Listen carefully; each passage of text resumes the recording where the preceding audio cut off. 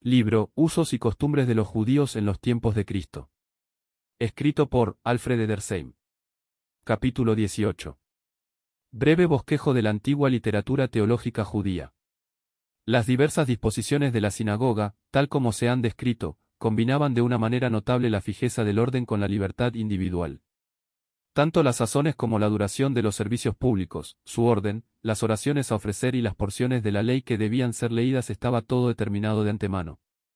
Por otra parte, entre las 18 bendiciones pronunciadas en los días ordinarios y las 7 que se repetían en los sábados, se podían intercalar oraciones libres, la selección de los profetas, con la que concluía la lectura pública, la aptara, de patar, concluir, parece haber sido dejada originalmente a la elección individual, mientras que la determinación de quién debía leer o dirigir las oraciones, o dirigirse al pueblo, estaba en manos de los principales de la sinagoga. Hechos 13:15. Estos últimos, que eran probablemente también los miembros del Sanedrín local, estaban naturalmente encargados de supervisar la conducta en el culto público, así como el gobierno y la disciplina de las sinagogas. Eran hombres entendidos en la ley y de buena reputación, a los que designaba la voz popular, pero que eran separados de una manera regular mediante la imposición de manos, o la semichá, que era efectuada por al menos 3 que hubieran sido ellos mismos constituidos, y por lo cual el candidato recibía el título de rabí, y era declarado cualificado para administrar la ley. Se suponía que la majestad divina estaba en medio de cada Sanedrín, en base a lo cual incluso aquel que consistiera solo de 3 miembros podía ser designado como Elohim. Quizá esto se haya dado como explicación y aplicación del Salmo 82:6, yo dije, vosotros sois dioses, Elohim, y todos vosotros hijos del Altísimo. Las cualificaciones especiales para el oficio de sanedrista, que se mencionan en los escritos rabínicos, son tales que nos recuerdan las instrucciones de San Pablo a Timoteo, 1 Timoteo 3, 1-10. Un miembro del Sanedrín debía ser sabio, modesto, temeroso de Dios, veraz, no codicioso de ganancias deshonestas, dado a la hospitalidad, amable, no jugador, ni usurero, ni dedicado a mercadear con el producto del año sabático, ni entregado a juegos ilícitos. Eran llamados, sekenim, ancianos, Lucas 7:3, memunim, gobernantes, Marcos 5:22, parnasin, alimentadores, supervisores, pastores del rebaño, Hechos 20:28, 1 Pedro 5:2, y manihei, conductores, Hebreos 13:73. Estaban bajo la presidencia y gobierno supremo de un archisunagogos, o rosacheneset, cabeza de la sinagoga, que a veces parece haber ejercido una autoridad total. Esta designación aparece frecuentemente en el Nuevo Testamento, Mateo 9:18, Marcos 5:35-36. Las funciones inferiores de la sinagoga estaban a cargo del chazán, o ministro, Lucas 4:20. Pero con el transcurso del tiempo los kazanim vinieron a combinar sus deberes originales con el de maestrescuela, y actualmente conducen tanto el canto como las devociones de la sinagoga. Este deber no recaía originalmente sobre ninguna persona determinada, sino cualquiera que fuera designado para aquella ocasión para actuar como Seliach Shibur o legado de la congregación. La mayor parte de los escritores modernos han imaginado que la expresión ángel de la iglesia, en las epístolas a las 7 iglesias en el libro de Apocalipsis, se usó como alusión a esta antigua disposición de la sinagoga. Pero el hecho de que el Seliach Shibur no representaba un oficio, sino una función, hace que este punto de vista sea insostenible. Además, en tal caso la expresión griega correspondiente habría sido más bien apóstol que ángel de la iglesia. Sin embargo, es posible que el escritor de la epístola a los hebreos pueda hacer referencia a ello cuando designa al Señor Jesús como el apóstol y sumo sacerdote de nuestra profesión, Hebreos 3:1. Además de estos funcionarios, leemos también de Jebaí Sedaka, o recolectores de la caridad, a los que el Talmud les aplica la promesa, mediante un juego de palabras, de que serán como las estrellas por los siglos de los siglos, Daniel 12:3, por cuanto conducen a muchos a la justicia. Las limosnas eran recogidas a intervalos regulares cada semana, bien en dinero, bien en víveres. Al menos se empleaban 2 personas en la recolecta, y 3 en la distribución de la caridad, a fin de evitar la sospecha de deshonestidad o de parcialidad. Muchos piensan que estos recolectores de caridad, que debían ser hombres de buena reputación, y fieles, fueron el modelo para el diaconado en la iglesia primitiva. Pero la analogía apenas si se mantiene, y tampoco se empleaban tales recolectores en todas las sinagogas. Al describir la conducción del culto público, se ha hecho referencia al Meturgeman, que traducía al habla vernácula lo que se leía en las escrituras hebreas, y también al Darsan, que exponía las escrituras o bien la ley tradicional en un discurso, pronunciado después de la lectura de la Haptara, o sección de los profetas. Estos dos términos habrán sugerido nombres, que siguen apareciendo en escritos sobre cuestiones judías, y pueden llevarnos lógicamente a unas observaciones acerca de la teología judía en la época de nuestro Señor. La obra del Meturgeman fue perpetuada en el Targum, y la del Darsan en el Midrash. Así, en su sentido primario el Targum quería ser una traducción de las escrituras al arameo vernáculo. Naturalmente, tales traducciones pudieran ser bien literales, o bien más o menos parafrásticas. Cada Targum representaría también, de manera natural, las especiales perspectivas del traductor, y sería de interés al ofrecer una indicación de las ideas que entonces prevalecían y de la manera en que se entendían las escrituras. Pero algunos Targumim son más parafrásticos que otros, y llegan a ser, desde luego, una especie de comentario, mostrándonos cuál era la teología popular de aquel entonces. Hablando estrictamente, no tenemos realmente ningún Targum que date de los tiempos de nuestro Señor, y ni siquiera del primer siglo de nuestra era. Pero no puede abrigarse ninguna duda de que este Targum existió, aunque se haya perdido. Con todo, los Targumim que han sido preservados, aunque cotejados y habiendo recibido su forma presente en periodos posteriores, contienen mucho que data del período del templo e incluso anterior.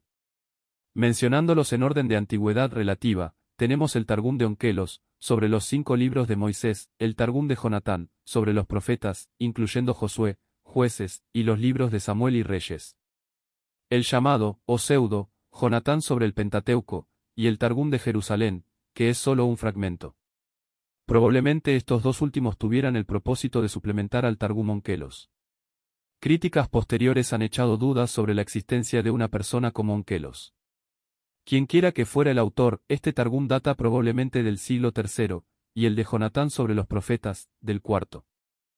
En algunos respectos, más interesantes que los Targumim son los Midrashim, de los que poseemos 3, datando probablemente, en su forma actual, del siglo I o II de nuestra era, pero incorporando mucho material de mayor antigüedad. Estos son, mencionándolos otra vez en el orden de su antigüedad, Sifra, el libro, un comentario sobre Levítico, Sifri, un comentario sobre Números y Deuteronomio, y Mechilta, un comentario sobre ciertas porciones de Éxodo. Pero tenemos incluso un monumento más interesante que estos, de los puntos de vista de los antiguos fariseos, y de sus interpretaciones escriturales. Algunos de los padres se refieren a una obra llamada Génesis Menor o el Libro de los Jubileos. Este libro se había perdido para la literatura teológica, hasta que fue redescubierto en nuestro siglo, aunque no en el original hebreo, y ni siquiera en su traducción primaria, o griega, sino en una traducción etióptica de esta última. Esta obra, que indudablemente data de la era de nuestro Señor, cubre el mismo periodo que el primer libro de Moisés, de donde le viene el nombre de Génesis Menor. Da la narración bíblica desde la creación del mundo hasta la institución de la Pascua, en el espíritu en el que lo contemplaría el judaísmo de aquel periodo. Las adiciones legendarias, las ideas rabínicas expresadas, son las que uno esperaría encontrar en una obra así.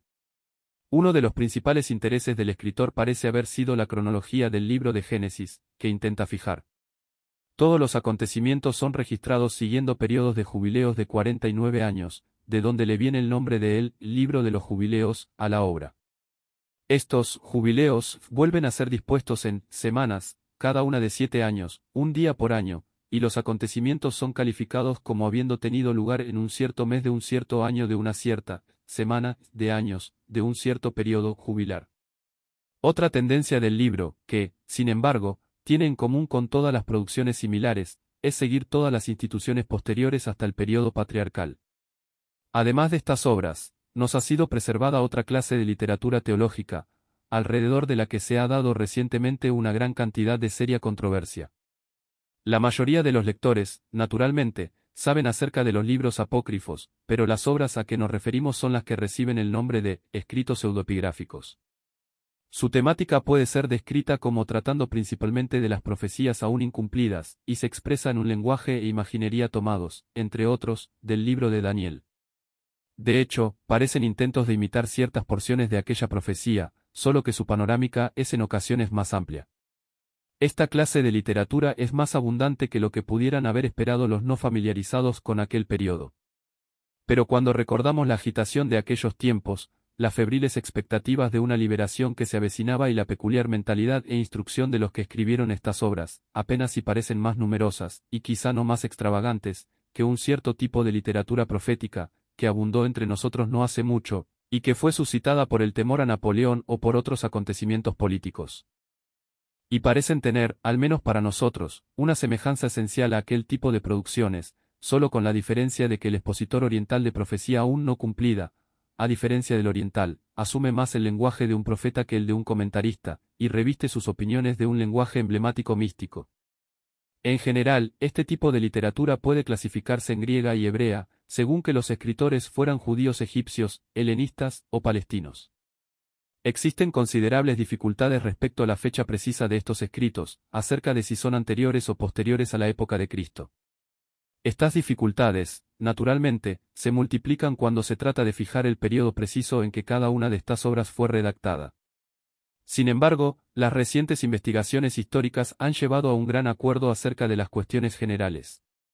Sin referirnos al empleo que los oponentes al cristianismo han intentado hacer recientemente de estos libros, se puede decir con certidumbre que su estudio apropiado e interpretación serán aún de gran ayuda, no solo para arrojar luz sobre el periodo, sino para mostrar las esenciales diferencias entre la enseñanza de los hombres de aquella época y las del Nuevo Testamento. Porque cada rama y departamento del estudio sagrado, cuanto más cuidadosamente y cuanto más diligente e imparcialmente sean proseguidos, solo ofrecen renovado testimonio de aquella verdad que entre nosotros, y sobre las bases más firmes y seguras, ha sido ciertísima. Sería un error, sin embargo, suponer que las opiniones rabínicas, por extravagantes que sean con frecuencia, se propusieran con independencia de las Escrituras. Bien al contrario, cada ordenanza tradicional, cada institución rabínica, e incluso cada leyenda y cada dicho, eran de una u otra forma forzadas sobre el texto del Antiguo Testamento. Para explicar esto, incluso con la mayor brevedad, es necesario decir que en general se distingue el tradicionalismo judío entre la halacha y la Haggadah. La halacha de halach, andar, indica las determinaciones legales establecidas que constituían la ley oral o Torah Sebeal P. Nada podía alterarse aquí, ni se dejaba libertad alguna al maestro individual, excepto por vía de explicación e ilustración.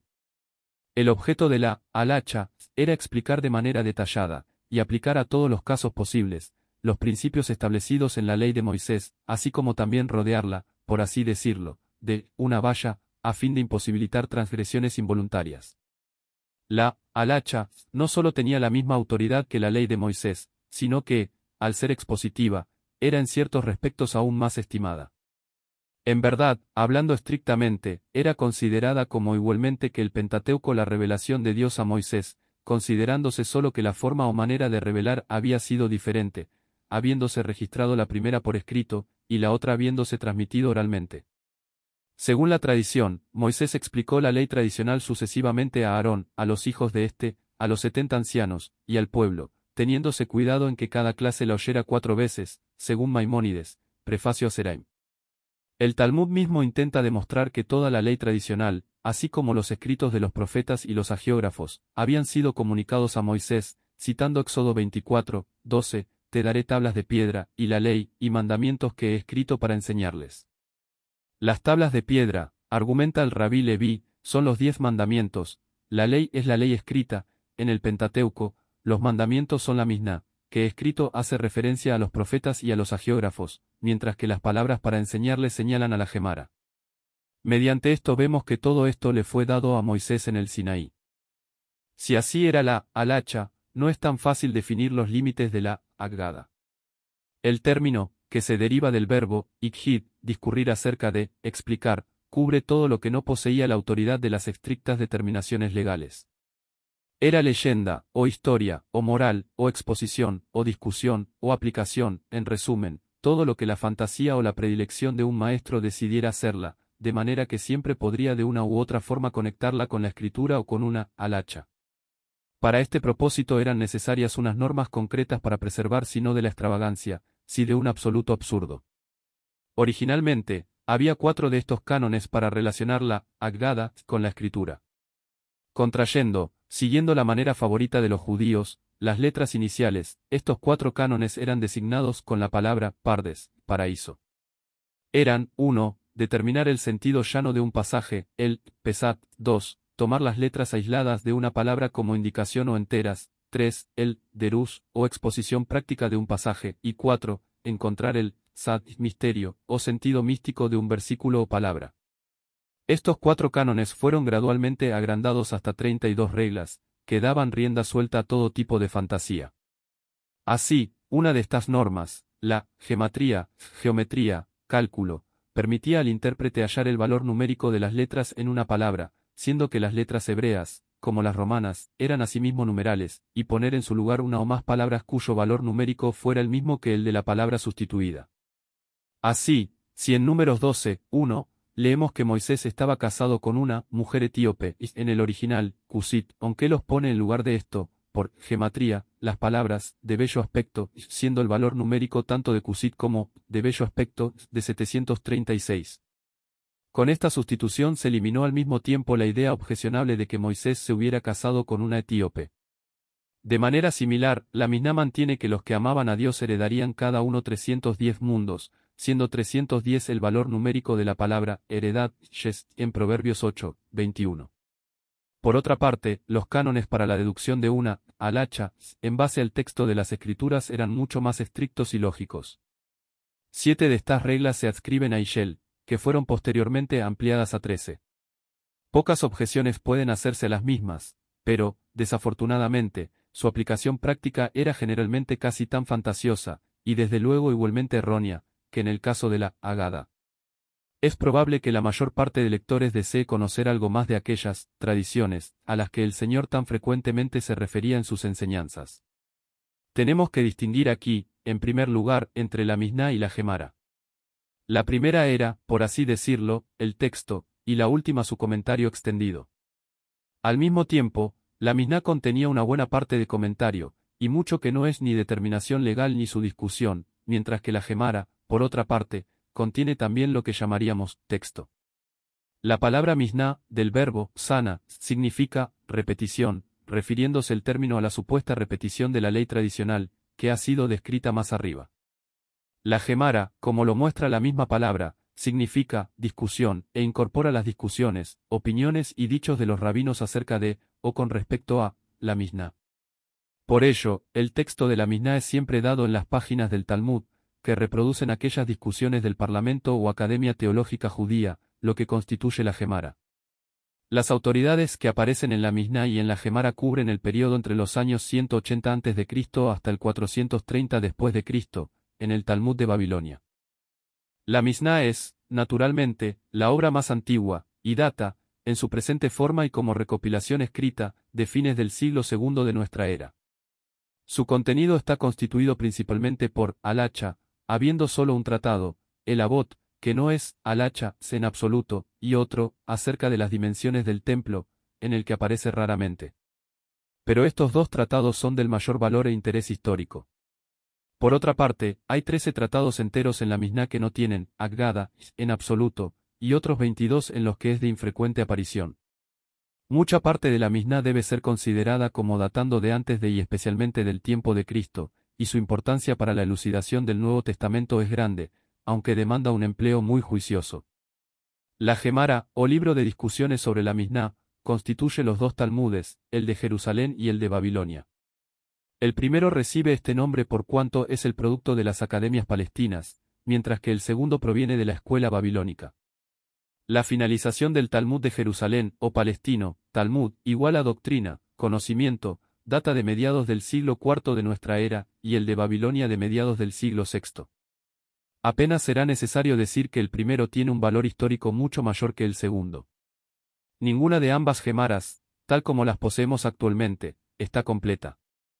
Esto es, hay tratados en la Misná para los que no tenemos gemara, tanto en el Talmud de Jerusalén como en el de Babilonia. Finalmente, el Talmud de Babilonia tiene un tamaño más de 4 veces mayor que el de Jerusalén. Es evidente que este no es el lugar para dar incluso el más breve bosquejo del contenido de la Misná. Será suficiente con decir que consiste de 6 libros, sedarim, órdenes, que están subdivididos en tratados, masiktot, y estos a su vez en capítulos, perakim, y en determinaciones o tradiciones simples, misnayot. Al citar la Misná es costumbre mencionar no el libro, o seder, sino el especial tratado, el Perek o capítulo, y la Misná.